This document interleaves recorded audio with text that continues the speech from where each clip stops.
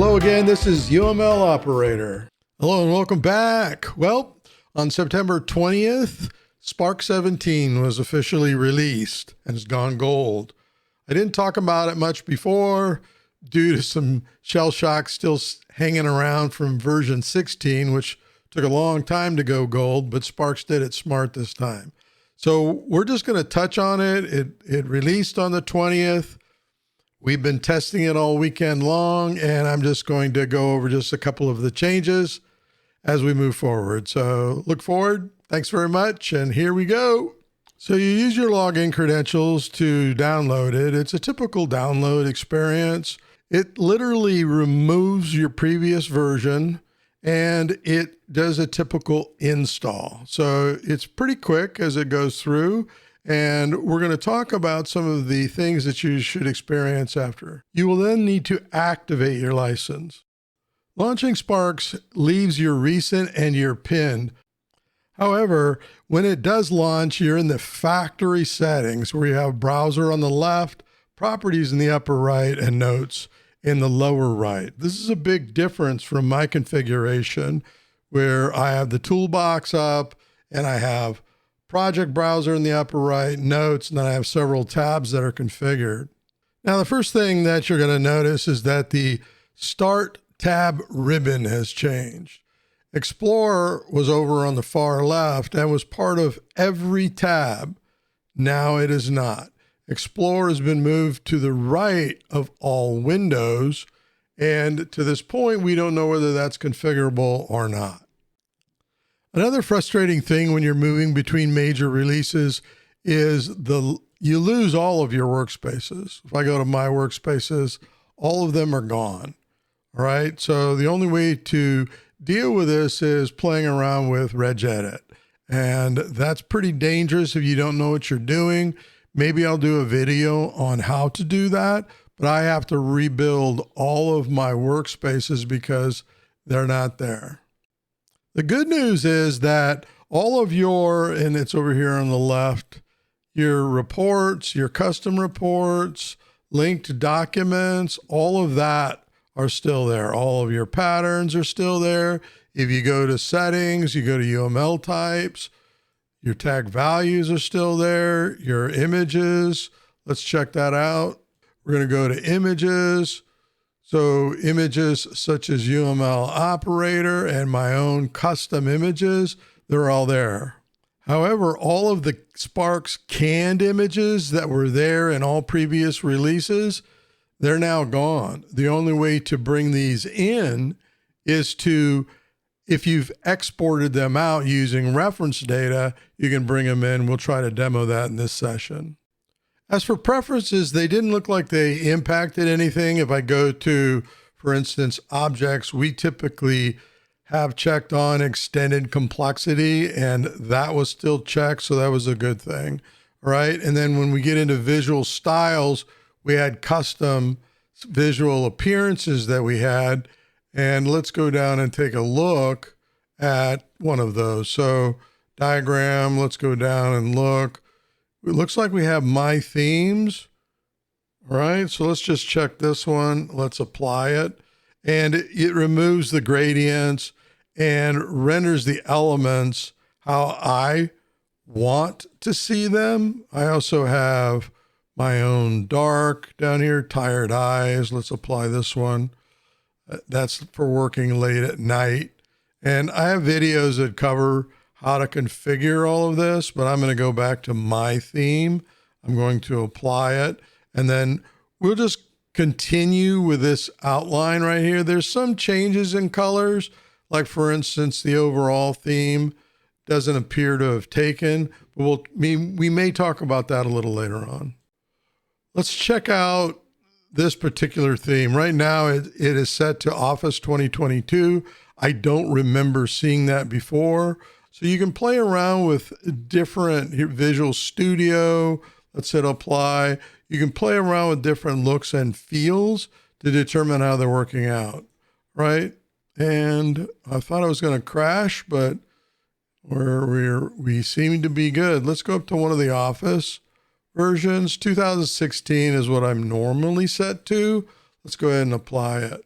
but it will take just like that, right? This is typically my theme. Still some color variations in folders and icons, but if I brought up, we're on the Start tab here. If I look at my previous theme for the Start tab, you can see that, let's go to it right here. You can see I had a different theme applied to what we're seeing now in Sparx. I'm going to go back to visual style, and I'm kind of liking the Office 22. So I'm going to go ahead and choose that one. I'm going to keep everything else applied, and we're going to go with that and see how it turns out.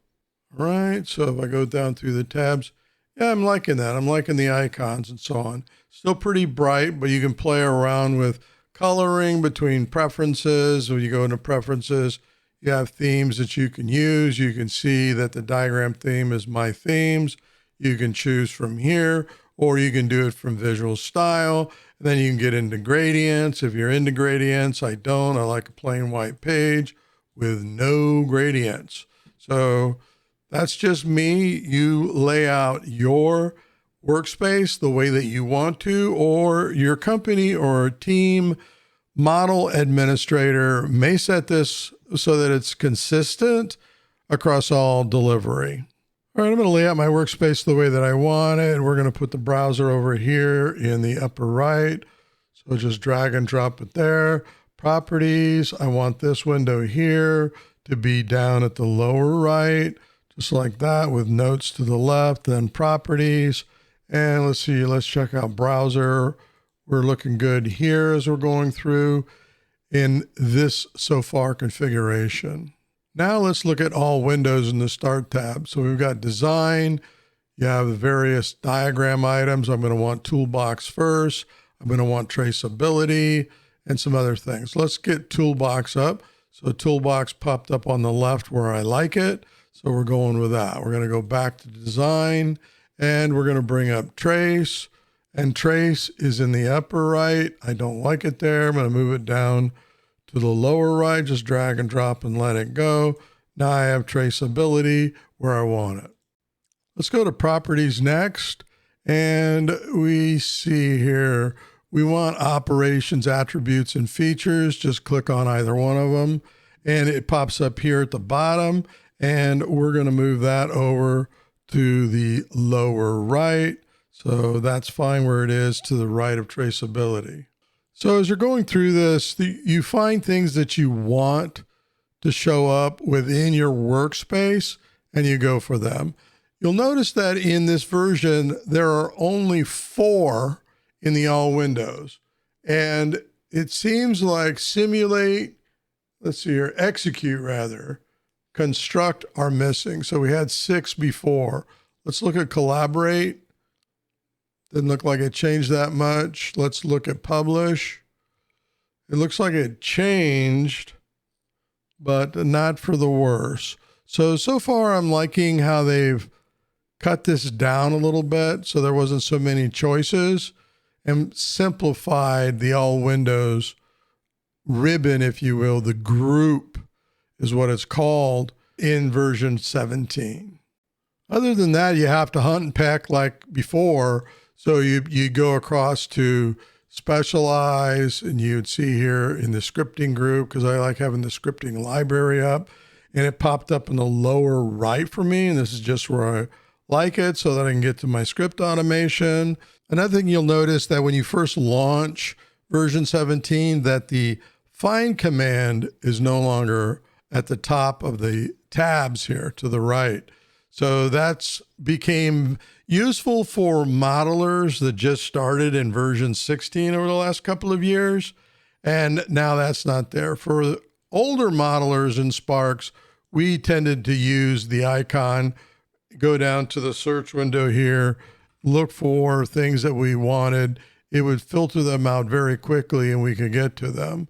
So that might be something that's concerning to you when you first launch version 17 and used by many of the modelers in your team. We'll look for ways to see whether we can add that back in through customization, and we'll let you know. So that's a tour of the windows. let me save my workspace before I forget. So I've gone through the windows. Probably one item that I'm still like to have up is pan and zoom. So we're going to use this search feature here to find the tooling for pan and zoom. And it put it in the upper right where I like it. However, I like it to the right of inspector. So now let's go ahead and go to start. Let's go to workspaces. Let's go to my workspaces. Let's create a new one. Let's call it common. You can call your common or default one any way you like. Leave include active custom views up, like relationship matrix, etc. If you want those to pop up in your common view, hit save. And now if we go to our quick access, we have common view that's available here for us. All right. All right. We're going to start to wrap up now. In the next part, we're going to go through each one of the tabs and compare them from 17 to 16. So look forward to getting into that.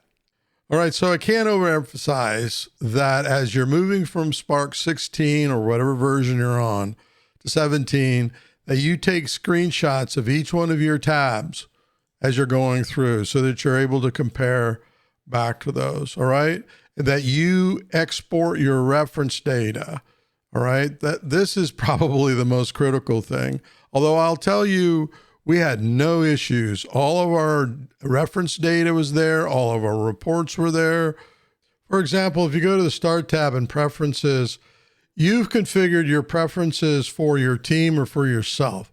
So you want to take screenshots or a quick recording of how you've laid out your preferences so that you can make sure those didn't change. In this video today, we went through, showed visual styles and things like that, how they were configured. We did not see any differences. Another big one for us is over in the Settings tab under Options, because we got concerned in the release notes. They were doing something with MDG technology, stripping them out. That wasn't the case. All of our MDGs were there that we use, and we're able to configure those. There weren't any changes. All of our code configurations were all the same between the options that are there and the preferences that are set for doing coding. So if we go to something like C#, our default library, whatever we're working with, all of those remain the same between the two installations. All right, we're going to end it right now. Again, in the next part, we're going to be going over the tabs. Then part 3, we'll go over our notes for the release notes that Sparx provided. We're still going through it. We're still doing more testing. All demonstrations going forward. There's some that are in the hopper to go out that are still on version 16. I'll try to tag those before they're released or into production, but for the most part, we're going to be using 17 as we're going through our demonstrations here in UML Operator. So thanks very much for watching, and until the next episode, happy modeling.